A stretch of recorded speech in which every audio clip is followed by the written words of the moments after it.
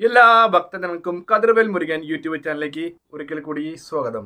എൻ്റെ ചാനൽ ആദ്യമായിട്ട് കാണുന്ന ഭക്തജനങ്ങൾ ചാനൽ ഒന്ന് സബ് ചെയ്യുക. ജ്യോതിഷ സംബന്ധമായ എന്തെങ്കിലും കാര്യങ്ങൾ അറിയാൻ വേണ്ടി ഈ നമ്പറിൽ വിളിക്കുക. നിങ്ങളുടെ പ്രശ്നങ്ങൾ ഓൺലൈനായി പരിഹരിച്ചു തരുന്നതായിരിക്കും. അപ്പോൾ കാര്യത്തിലേക്ക് കിടക്കാം. 2026 ജാനുവരിയായി. അപ്പോൾ 2-3 നക്ഷത്രക്കാർ ചോറ്റാനിക്കര ക്ഷേത്രത്തിൽ പോയി ഈ ദേവിയെ പോയി പ്രീതിപ്പെടുത്താൻ ഉദ്ദേശിക്കുന്ന കാര്യങ്ങൾ നമുക്ക് സാധ്യമാക്കി എടുക്കാൻ പറ്റും. എല്ലാ നക്ഷത്രക്കാർ പോയാലും ഈ പറയുന്ന കാര്യങ്ങൾ തന്നെ സാധ്യമാക്കി തരും. പക്ഷേ ചോറ്റാനിക്കര ക്ഷേത്രത്തിൽ ഒരു പ്രത്യേകതയുണ്ട്. അതായത് ബാക്കിയുള്ള ക്ഷേത്രങ്ങളിൽ വർഷത്തിൽ നടത്തുന്ന പൂജകളൊക്കെ ചോറ്റാനിക്കര ക്ഷേത്രത്തിൽ എല്ലാ ദിവസവും ചെയ്തൊരു പവിത്രമായൊരു ക്ഷേത്രമാണ്. നമ്മൾ ബാക്കി ക്ഷേത്രങ്ങളിൽ പോകുന്നതിനെക്കാട്ടിയും കൂടുതൽ എനിക്ക് തോന്നുന്നു ഒരു പോസിറ്റീവ് ഒരു ഊർജ്ജവും കൂടെ കിട്ടുന്ന ഒരു അത്രയൊരു ദൈവികപരമായ ഒരു ചൈതന്യം കൂടെ നിറഞ്ഞൊരു സ്ഥലമാണ് ചോറ്റാനിക്കര ക്ഷേത്രം. ഓരോ ക്ഷേത്രത്തിനും അതിൻ്റേതായിട്ടുള്ള മാഹാത്മ്യങ്ങളുണ്ട്. അതേപോലെ തന്നെ എനർജിപരമായ വ്യത്യാസങ്ങളുണ്ട്. അപ്പോൾ ഈ ചോറ്റാനിക്കര ക്ഷേത്രത്തിൽ നമ്മൾ പോകുമ്പോൾ നമുക്കുണ്ടാകുന്ന പ്രത്യേകത ഏറ്റവും കൂടുതൽ നമുക്കെതിരെ ആര് ആഭിചാര ദോഷങ്ങൾ ചെയ്തോ ഇല്ലെങ്കിൽ ബാധോപദ്രവങ്ങൾ അതുപോലെ തന്നെ ശത്രുദോഷങ്ങൾ ആ ദേവിയുടെ കോമ്പൗണ്ടിൽ അതായത് ക്ഷേത്രത്തിനെ മണ്ണിൽ ചവിട്ടുമ്പോൾ തന്നെ നമുക്ക് മാറിക്കിട്ടും. അതാണ് ചോറ്റാനിക്കര ക്ഷേത്രത്തിൻ്റെ ഒരു പ്രത്യേകത ഉള്ളത്. നമ്മൾ ഭയങ്കര ക്ഷീണമൊക്കെ ആയിട്ടാണ് അമ്പലത്തിൽ പോകുന്നതെങ്കിൽ ഭയങ്കര തലവേദനകൾ നെഗറ്റീവ്പരമായിട്ടുള്ള ചിന്തകളൊക്കെ നമ്മൾ ചോറ്റാനിക്കര ക്ഷേത്രത്തിൽ കയറി കഴിഞ്ഞ് നമ്മൾ തിരിച്ചിറങ്ങുമ്പോൾ കീഴ്ക്കാവിലും കൂടെ തൊഴുത് വരുമ്പോഴത്തേക്ക് പൂർണ്ണമായിട്ട് നമുക്ക് അവത്തിൽ നിന്നൊരു മുക്തി കിട്ടും അല്ലേ. അപ്പോൾ ശരിക്കും പറഞ്ഞാൽ രോഹിണി, മകം, മകേരം, ചിത്തിര, അവിട്ടം നക്ഷത്രക്കാർ, അതായത് ഇത്രയും നക്ഷത്രക്കാർ ചോറ്റാനിക്കര ക്ഷേത്രത്തിൽ ദർശനം നടത്തുവാണെങ്കിൽ അതായത് പവിഴമല്ലിത്തറയിൽ 21 പ്രദക്ഷിണം വെച്ചതിന് ശേഷം എന്ത് ചെയ്യണം?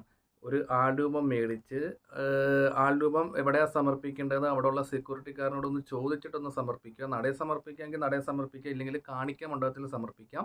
ഇത് ചെയ്യുവാണെങ്കിൽ ഈ നക്ഷത്രക്കാരെ ബാധിച്ചിരിക്കുന്ന എല്ലാ ദോഷങ്ങളും മാറിക്കിട്ടും. അതായത് ഏറ്റവും ഞാൻ എടുത്തു പറയേണ്ടത് നമുക്ക് ഉണ്ടാകുന്ന ശത്രുദോഷങ്ങൾ, ആഭിചാര ദോഷങ്ങൾ, തടസ്സങ്ങൾക്കൊക്കെ നല്ല രീതിയിൽ തന്നെ നമുക്ക് എന്ത് ചെയ്യും ഈ ചോറ്റാനിക്കര ക്ഷേത്രത്തിൽ പോയാൽ നമുക്കത് മാറ്റിയെടുക്കാൻ പറ്റും.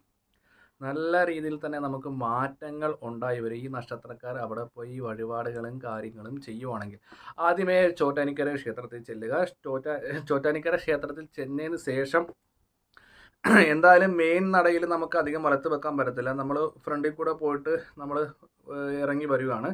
അപ്പോൾ ഈ നക്ഷത്രക്കാർ ചെയ്യേണ്ട ഈ ആൾരൂപം എടുത്തിട്ട് നെറ്റി വെച്ചിട്ട് ഒരു 3 തവണ പ്രദക്ഷിണം വെക്കുക. എന്നിട്ട് നമ്മുടെ വലത് കയ്യിൽ വെക്കുക. താഴെ പോലെ ശ്രദ്ധിക്കണം. പവിഴമല്ലിത്തറയുണ്ടല്ലോ, പവിഴമല്ലിത്തറയിൽ പോയിട്ട് 21 പ്രദക്ഷിണം വെക്കുക.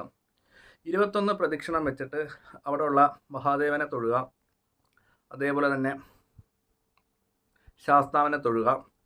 ശാസ്താവിനെയൊക്കെ തൊഴുത് സർപ്പങ്ങളുണ്ട്. അതേപോലെ തന്നെ കീഴ്ക്കാവിൽ തൊഴുതതിന് ശേഷം മാത്രം നമ്മൾ എന്ത് ചെയ്യണം? ഈ ഒരു കാര്യം വെച്ചാൽ മതി. അപ്പോൾ ജസ്റ്റ് നമ്മൾ ഇത് വെക്കുന്ന ഇപ്പുറം ആദ്യം കയറി ചോറ്റാനിക്കര ക്ഷേത്രത്തിൽ ജസ്റ്റ് ഒന്ന് കയറുക. തിരക്ക് കുറവാണെങ്കിൽ അതിനുശേഷം പവിഴമല്ലിത്തറയിൽ 21 വലത്ത് വെച്ച്, അപ്പോൾ ഈ വലത്ത് വെക്കുന്ന സമയത്ത് നമ്മൾ നമ്മുടെ രീതിയിലുള്ള പ്രശ്നങ്ങളൊക്കെ ഒന്ന് നല്ലപോലെ ഒന്ന് പ്രാർത്ഥിക്കുക. പ്രാർത്ഥിച്ച ശേഷം മാത്രം ചോറ്റാനിക്കരമ്മയുടെ നടയിലോ ഇല്ലെങ്കിൽ കാണിക്ക വഞ്ചിയിലോ അത് അവിടെ സെക്യൂരിറ്റിക്കാരോട് ചോദിച്ചാൽ മതി. ആൾരൂപം കൊടുത്തിട്ടുണ്ടോ ഒഴിഞ്ഞ് ഇത് എവിടെ വെക്കേണ്ടതെന്ന് ചോദിക്കുകയാണെങ്കിൽ അവർ പറഞ്ഞു തരും. എങ്കിൽ മാത്രമേ അത് വെക്കാവുള്ളൂ. എന്നിട്ട് സമർപ്പിക്കുവാണെങ്കിൽ നമ്മളെ ബാധിച്ചിരിക്കുന്ന എല്ലാ ദോഷങ്ങളും നല്ല രീതിയിൽ തന്നെ മാറുന്നതാണ്. അതായത് ഇവർക്ക് ജോലിയിൽ പുരോഗതി, ആഭിചാര ദോഷങ്ങൾ, ശത്രുദോഷങ്ങൾ, അങ്ങനെയുള്ള ബുദ്ധിമുട്ടുകളും കാര്യങ്ങളും ഒന്നും ഉണ്ടാകത്തില്ല. ഈ ലളിതമായ കാര്യം ഭക്തിപൂർവ്വം ചോറ്റാനിക്കര അമ്പലത്തിൽ ചെയ്യുവാണെങ്കിൽ 2027 ജാനുവരി വരെ ശത്രുദോഷം വയ്ക്കില്ല, ആഭിചാര ദോഷങ്ങൾ വയ്ക്കില്ല, ബാധോപദ്രവങ്ങൾ ചെയ്യിക്കത്തില്ല. നമുക്കെതിരെ ശത്രുക്കൾ എന്തെങ്കിലും നെഗറ്റീവപരമായിട്ട് ചെയ്തിട്ടുണ്ടെങ്കിൽ നമുക്ക് ലളിതമായ രീതിയിൽ ഒരു ചിലവ് മുടക്കാതെ നമുക്ക് ഈ ഒരു കാര്യം ഭക്തിപൂർവ്വം തന്നെ ദേവിയുടെ മുമ്പിൽ നമുക്ക് ചെയ്യേണ്ടതാണ്. വെറുതെ ഈ ശത്രുദോഷത്തിനോ ആഭിചാര ദോഷത്തിനോ 50,000 30,000 രൂപ മുടക്കി പൂജകളൊക്കെ ചെയ്യുന്ന സ്ഥാനത്ത് അന്ധമായ വിശ്വാസത്തിലൊക്കെ പോകാതെ ഉള്ള വിശ്വാസം നല്ല രീതിയിൽ ചെയ്ത് നമുക്ക് മുന്നോട്ട് പോകാൻ പറ്റും. അപ്പോൾ വീഡിയോ ഇഷ്ടപ്പെട്ടെങ്കിൽ ലൈക്കും ഷെയറും കമൻറ്റൊക്കെ ചെയ്യുക. പിന്നെ ജ്യോതിഷ സംബന്ധമായ എന്തെങ്കിലും കാര്യങ്ങൾ കൂടുതലായിട്ട് അറിയാനുണ്ടെങ്കിൽ ഈ നമ്പറിൽ ഒന്ന് വിളിക്കുക. നിങ്ങളുടെ പ്രശ്നങ്ങൾ ഓൺലൈനായി കബഡി വെച്ച് കാര്യങ്ങൾ പറഞ്ഞു തരുന്നതായിരിക്കും.